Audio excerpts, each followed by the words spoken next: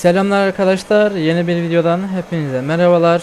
Kanalıma hoş geldiniz. Öncelikle videolara yorum, beğeni ve like yapmayı lütfen unutmayınız. Hepinize şimdiden teşekkür ediyorum. Bu videomuzun konusuna gelirsek, bu videomuzda F-16'da hava muharebeleri ve F-16'nın AN/APG-68 radar ile alakalı detaylara ineceğiz. Biraz bunlardan bahsedeceğim. Öncelikle hava muharebeleri ikiye ayrılıyor arkadaşlar. BVR ve WVR olmak üzere. BVR dediğimiz zaman Beyond Visual Range, yani görüş ötesi menzil demek. Bizim kendi gözümüzle uçağı göremeyip uçağımızın radar sistemleriyle görüş sağladığımız bir yöntem. Diğeri ise WVR dediğimiz, yani Visual Range, yani görsel menzil içinde olan. Bu daha çok dogfight oluyor. Burada da uçağımızın radarıyla değil, gözümüzle artık gördüğümüz için bu şekilde diğer uçakla girdiğimiz bir muharebe şekli. Biz ise bugün BVR'ı ele alacağız daha doğrusu. WVR'la işimiz olmayacak pek fazla. Şimdi F-16'da AN/APG-68 radarı şu burnun uç kısmındaki fiberglass gri fiberglass radomun içinde yer alıyor. Bunun hemen üzerinde ise kokpitin önündeki 4 tane küçük kanat anteni var, görmüş olduğunuz. Bunlar ise IFF antenleridir. Bununla dost düşman ayrımı yapılıyor. Radyo transponder tabanlı bir sistem olduğu için dost uçakları sinyalleri radarda dost olarak gösteriliyor. Düşman uçaklarının genellikle uyumsuz bir IFF sistemine sahip oldukları için hiç yanıt vermeyebilirler.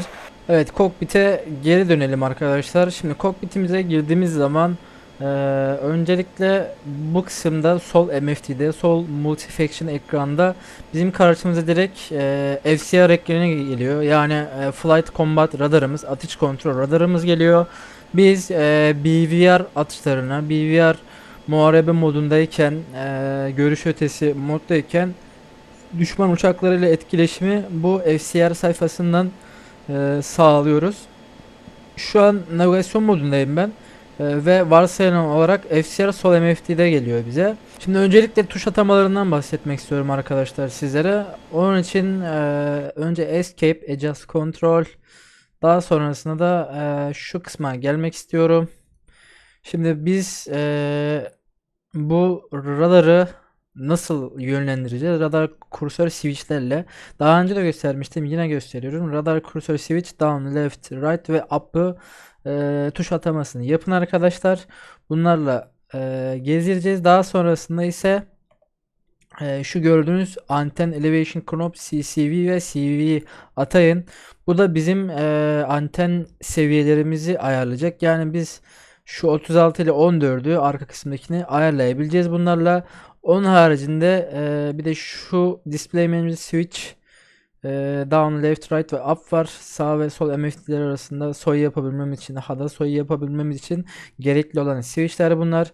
Bunları lütfen atayınız. Şimdi anten elevation dediğim zaman bakın, antenim benim burada öncelikle sağa sola doğru hareket ettiğini ve çalıştığını görebiliyorum. Burada da yukarı ve aşağı doğru. Benim antenimin şuradaki kısımda üstte 39, altta da 16 yazan bir kısım var. Bu sayılar ne anlama geliyor? Öncelikle onları söylemek istiyorum. 16 demek arkadaşlar 16.000 fit ve altını görmüyor. 16.000 fit ve üstünü şu an radar tarıyor demek. 39 ise 39.000 fit ve üstünü görmüyor. 39.000 fit ve altını görüyor demek. Yani şu 39.000 fit ile 16.000 fit arasını benim radarım şu an tarıyor demek. Bunu bu anten elevation'la bu şekilde değiştirebiliyoruz arkadaşlar. Daha demin atamış olduğumuz tuşlarla. Ben mesela burada bir hedef gördüm, bir uçak gördüm. Üstünde de işte 5000 fit yazıyor. Ben bu şekilde onun üzerine gelip bu şekilde kilit atmaya çalışırsam kilit atamam veyahut da uzun bir süre beklerim, yani benim 10 milim 5 milim dibime girene kadar beklerim.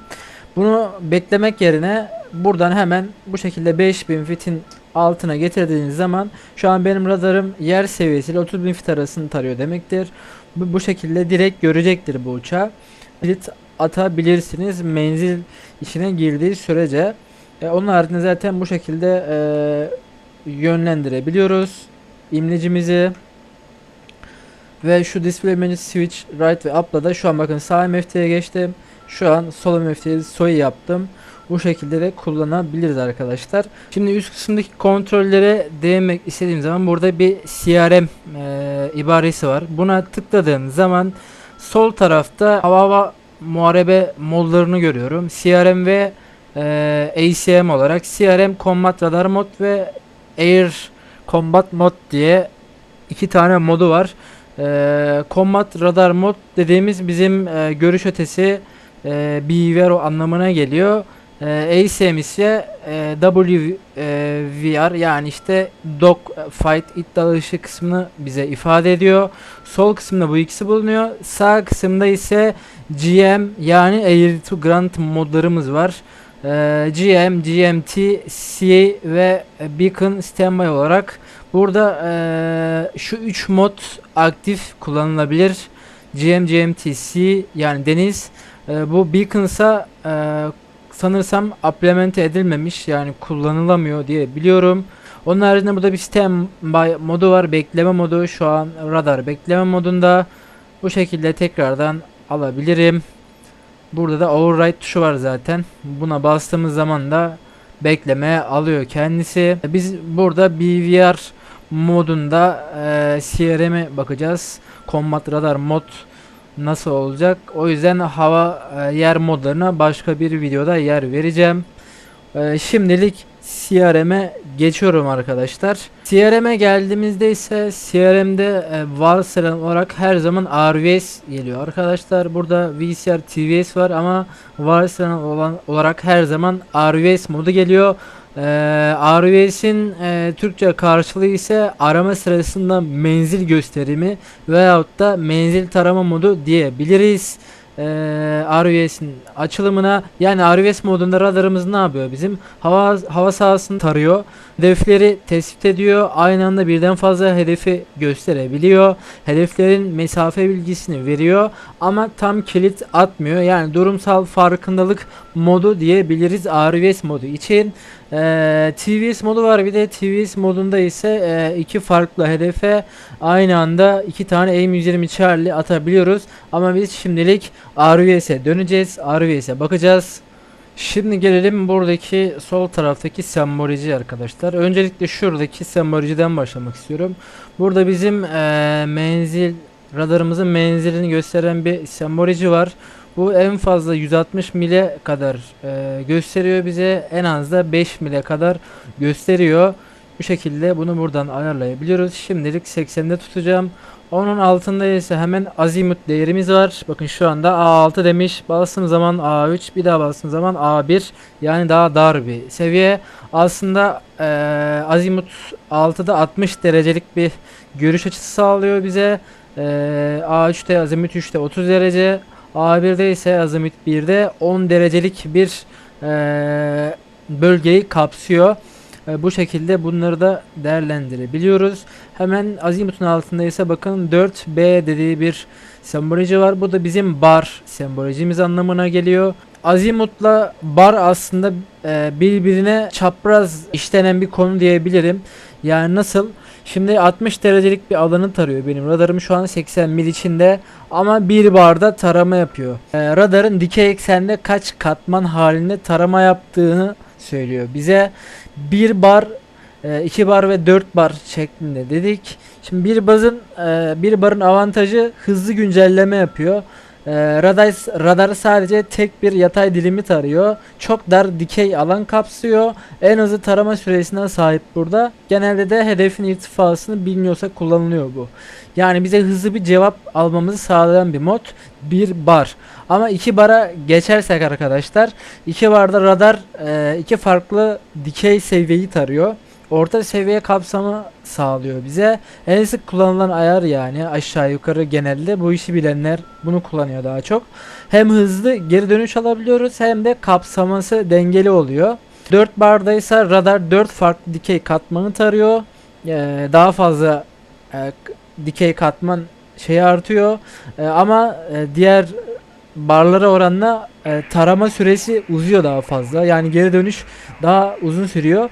Yani bunun avantajı yüksek durumsal farkındalık sağlaması ama işte dezavantajı da radar geri dönüş süresinin yavaşlaması oluyor. F-16 radarının yukarıdan aşağıya kaç katman halinde tarama yaptığını belirliyor.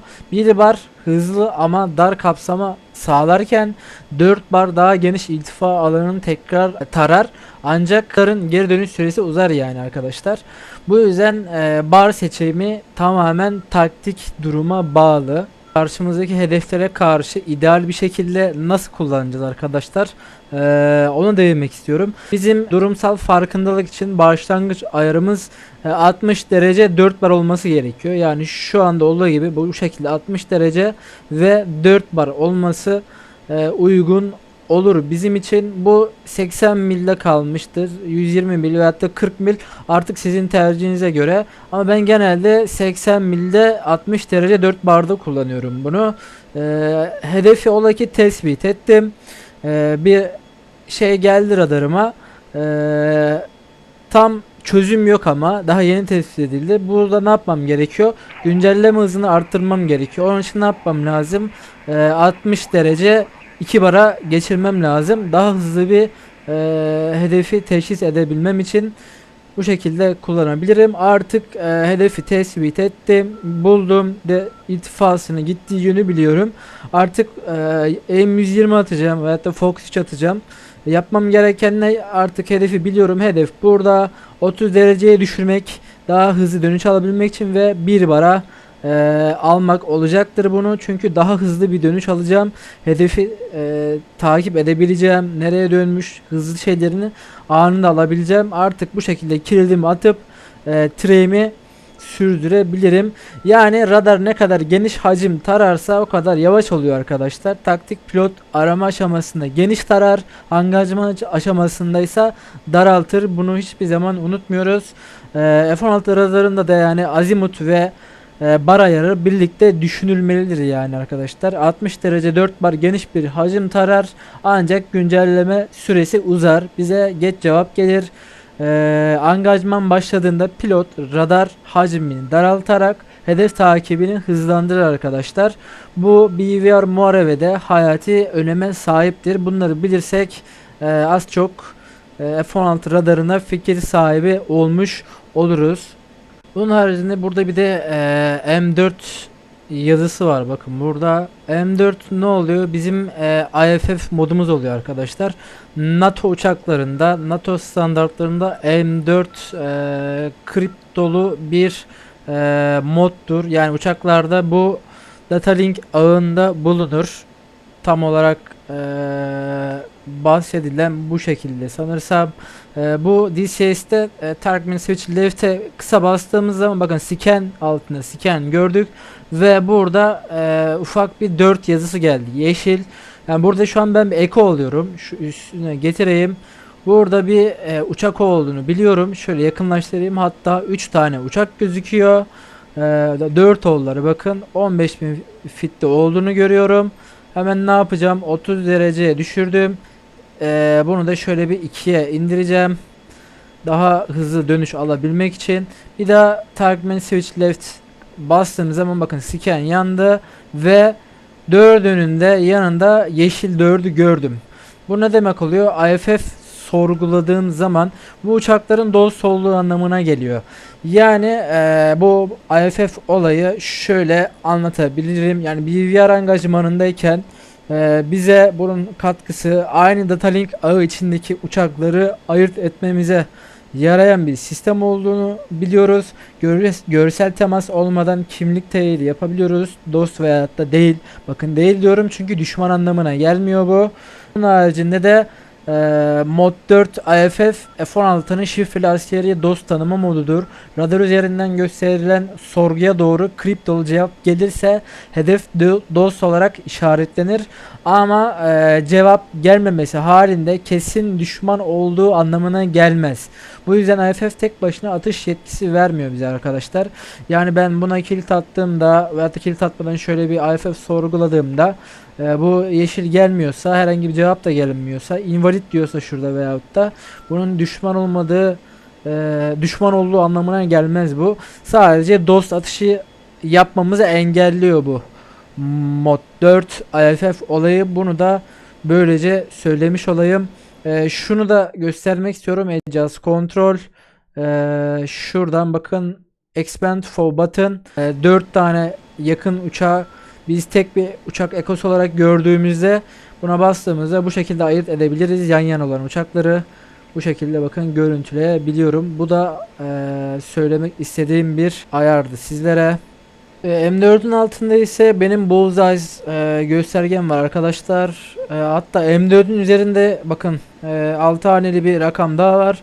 Bu şu an benim radarımın baktığı Bullseye noktasını gösteriyor. Bunun altında ise benim kendimin Bullseye noktasını gösteriyor. 99 Bullseye noktasına olan uzaklığım, 268 ise derecem oluyor. Buradaki küçük mavi okta Bullseye noktasının ne tarafta kaldığını gösteriyor. Bullseye ile ilgili başka tek bir video çekmeyi düşünüyorum. Çünkü Bullseye önemli arkadaşlar. Angajmanda bayağı işimize yaran bir sistem. Burada ready, yani radarımızın kullanımı hazır olduğunu, sinyal gönderme hazır olduğunu ifade eden bir ready yazısı var. Onun haricinde bu sağ tarafta bakın yeşil çizgiler var. Bunlar bizim mesafeleri tayin etmemiz açısından önemli olan şeyler. Şu an 80 deniz miline ayarlı bizim radarımız, yani 20 mil, 60 mil, yok 20 mil, 40 mil, 60 mil ve tam yukarısı 80 mili ifade ediyor. 20 millik bölümlere bölmüş durumda. Eğer 40'a düşürürsem 10 mil, 20 mil, 30 mil ve 40 mil, 160 milde de ona göre ayıracaktır. Burada da artık gerisinin hesabını siz yapın. Bu şekilde gösterebilirim. Yukarıdaki dediğim Expand for Button tuş ataması, bunu bu şekilde uçaklara zoom yapmak için kullandığımız tuştu. Tekrardan söylemek istedim. Hemen sağındaysa kontrol kısmı var.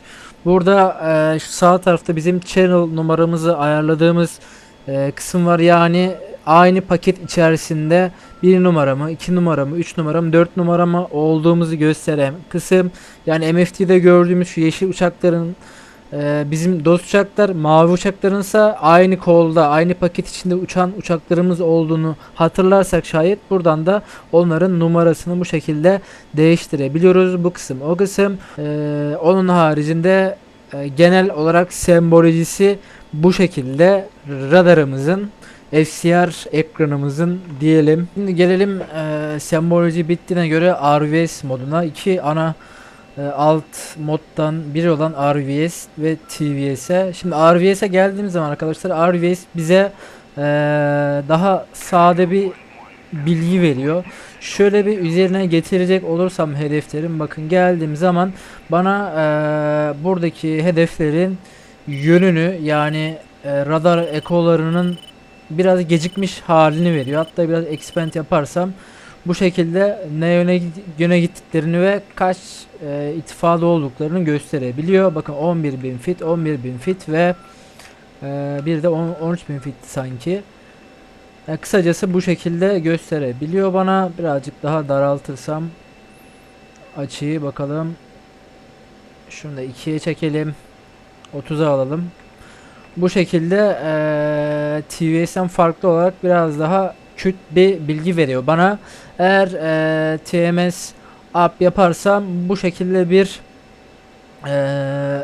sembolojiye geçecek ve seçili olan uçağa kilit atacaktır.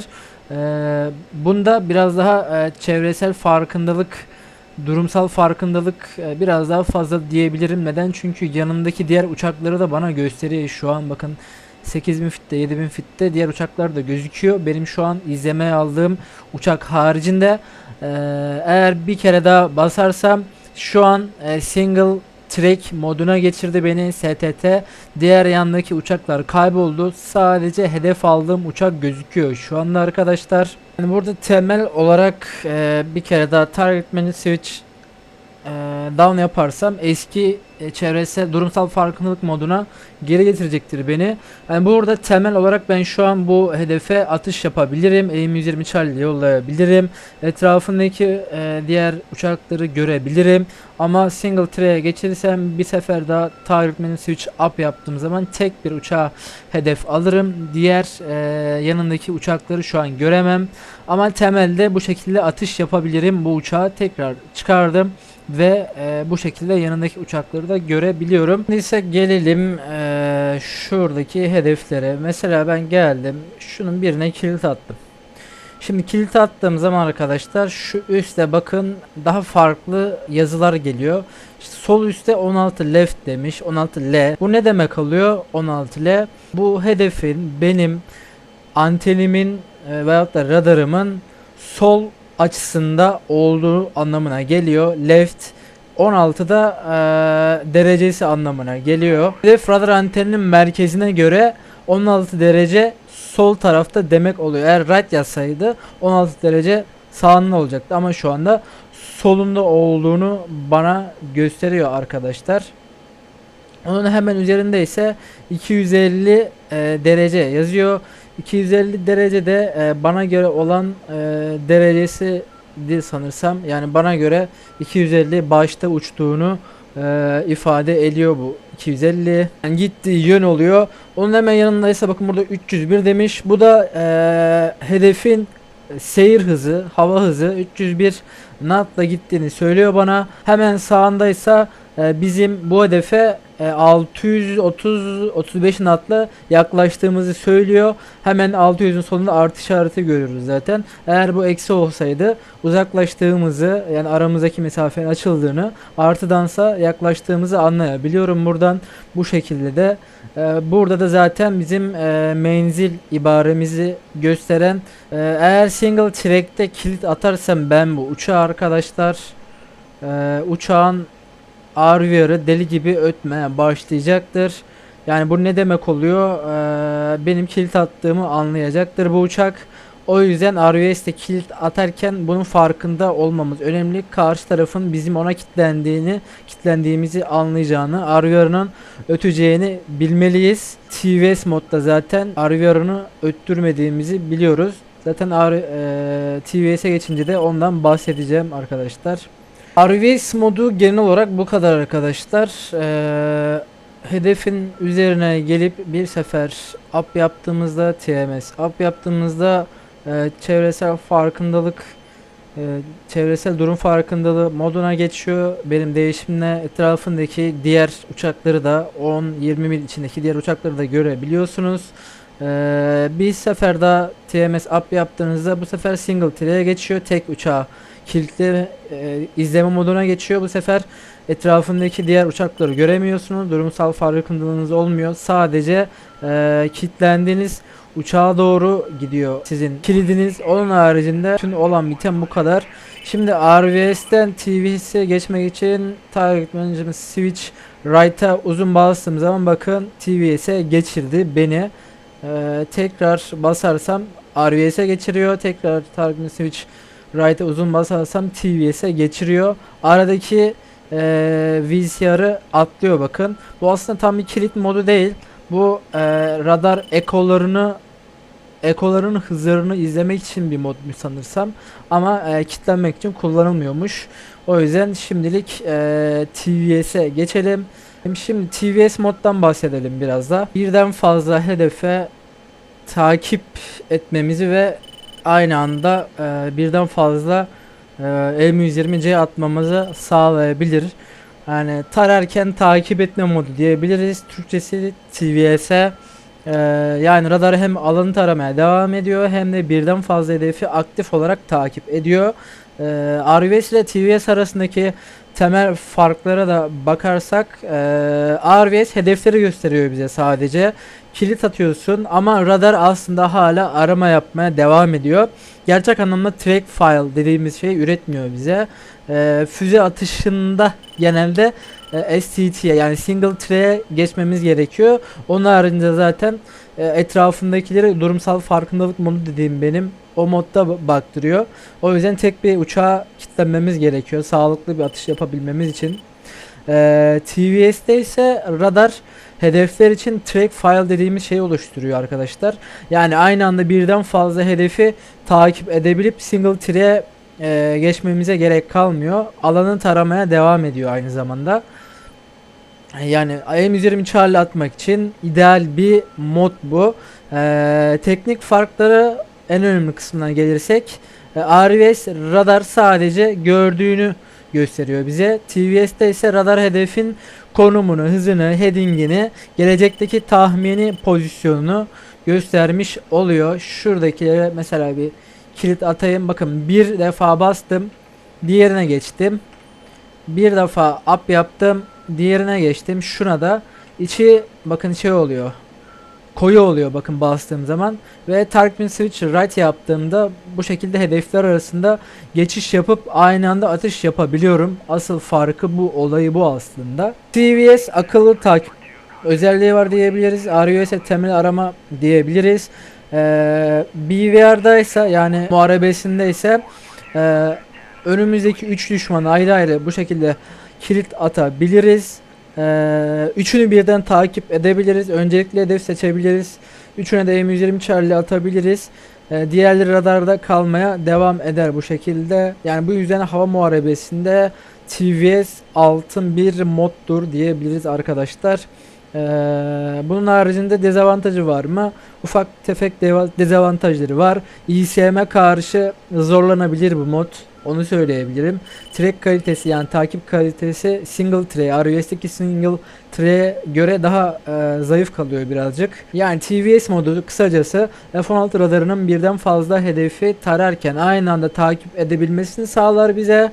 RVS sadece arama yaparken TVS hedefler için track file yani takip yolu oluşturur ve BVR angajmanında AIM-120 atışına imkan tanır. Bu nedenle çoklu hedef ortamında TVS taktik üstünlük sağlar bize arkadaşlar. TVS'in böyle bir güzelliği ve artısı var. Yani kullanmaya gelirsek bakın şimdi buraya geldim. Hedefler iç içe. Expand for button yaptım. Şuna bir defa up yaptım. Şuna bir defa bir saniye. Bir defa up yaptım. Diğerine bir defa up yaptım. Geldim üçüncüsüne up yaptım. Şu an üçünde de kilidim var. Right yapıyorum TMS. Right yaptığım zaman bu şekilde üçünü de aynı anda atış yapabilirim. Yani şu an RUS'te atış yapacak olsaydım benim bir defa daha basıp single tray'e geçirmem gerekecekti. Ama TVS'te bunu yapmama gerek kalmadan şu an bakın kilitli ateşledim, diğerine geçtim. Buna da ateşledim, diğerine geçtim. Buna da ateşledim. Dördüncü uçak varsa eğer ona da geçiş yapabilirim. Üçünün de aynı anda atış yapıp data link veri bağlantısını sağlayabilirim TVS'te. Böyle güzel bir yanı var TVS'in arkadaşlar. TVS'te bu şekilde kilit attığımız zaman karşı tarafın RVR'ı ötmüyor arkadaşlar. Yani bir nevi sessiz bir kilit atmış oluyoruz. Haberi olmuyor. Ta ki biz füzeyi ateşlediğimizde ve füze pitbull olduğunda arkadaşlar RVR'ı ötmeye başlıyor. Missile launch almaya başlıyor. Bunu da söylemek istiyorum. Bu şekilde target switch right'a kısa bastığım zaman bu şekilde hedefler arasında geçiş yapabilirim. Target switch right'a uzun bastığım zaman VZR alıyor. Tekrar uzun bastığımda TVS'e geçiriyor. Bu şekilde target switch down yaptığımda, back yaptığımda da bu şekilde kilidi koparıyor arkadaşlar. Bunu da böyle söylemiş olayım. Kısacası bir özet geçecek olursak TVS modda gelip hedeflere şu şekilde TM'e bir sefer up dedim, yukarıya geçtim, diğerine bir sefer up dedim. Şöyle arkadan başlayayım hatta. Şu 1, şu 2, şu 3, şu da 4 olsun. Bakın şu an 4'ünü de aldım ve kısa TMS right yaparak 4'ün arasında da hem takip hem geçiş yapabiliyorum. Şu an bunların düşman dost olduğunu nereden anlayacağım? TMS left yaptım, kısa scan dedim ve herhangi bir AFF dönüşü olmadı bana, bilinmeyen hedefler. Bu demek oluyor ki bunlar ya düşman ya da dost değil. Yani orası kesin dost olmadıkları. Bunun haricinde TMS left'te uzun basarsam bakın bu sefer scan'dan loss'a geçti ve burada invalid yazıyor. Bilinmeyen olduğu yazıyor. Burada ne olduğu bilinmediğini söylüyor. Bir sonraki videoda atış şeylerine geçeceğim artık. daha ileri seviyeye bakacağız. Kendinize iyi bakın. Beğeni ve yorum yapmayı mutlaka unutmayın arkadaşlar.